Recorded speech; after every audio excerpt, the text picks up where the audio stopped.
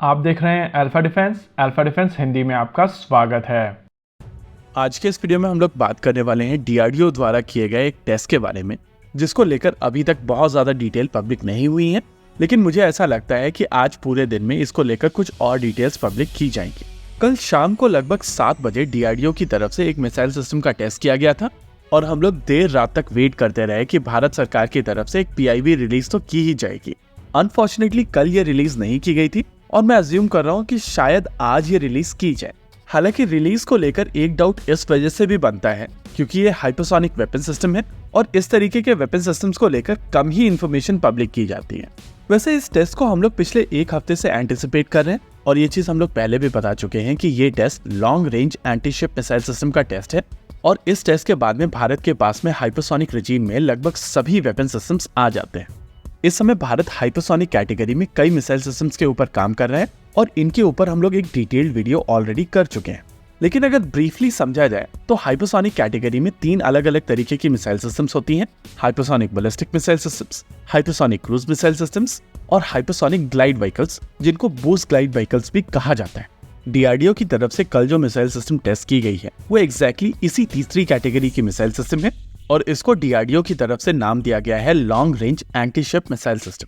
देखिए, ballistic missile systems इतनी ज्यादा एक्यूरेट होती नहीं है और इसी वजह से बैलिस्टिक मिसाइल सिस्टम्स के प्रयोग से आप मूविंग टारगेट्स को नहीं मार सकते।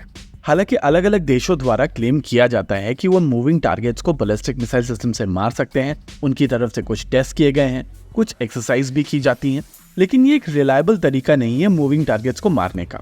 इसके अलावा अगर आपका टारगेट मनूवर करने में सक्षम है तो उसको मारना और ज्यादा मुश्किल हो जाता है।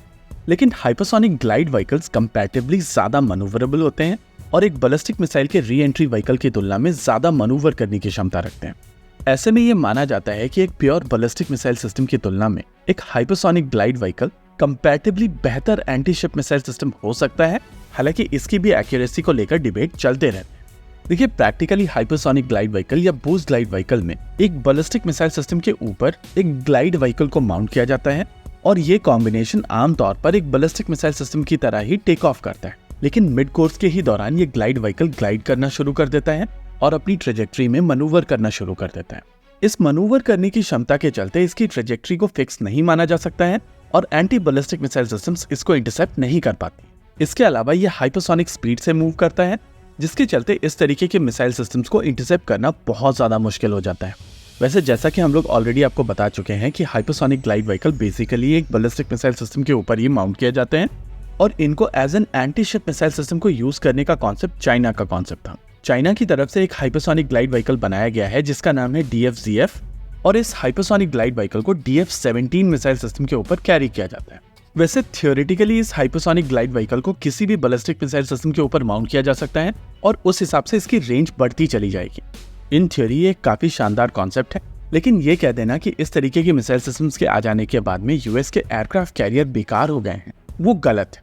एयरक्राफ्ट कैरियर मूव करते हैं, इनके पास मनूवर करने की क्षमता होती है, साथ ही इनके पास में अपने खुद के एयर डिफेंस सिस्टम्स भी होते हैं। यानी कि ये कह देना कि DFZF जैसी मिसाइल सिस्टम का प्रयोग करते हुए आप एयरक्राफ्ट कैरियर्स को पूरी तरीके से खत्म कर सकते हैं, वो प्रैक्टिकली एग्जैजरेशन हो।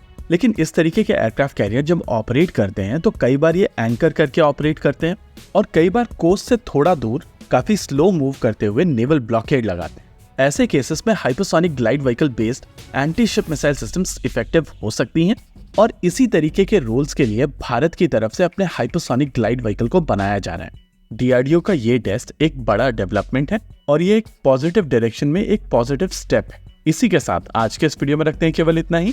वीडियो को अंत तक देखने के लिए धन्यवाद। देखते रहिए अल्फा डिफेंस। जय हिंद।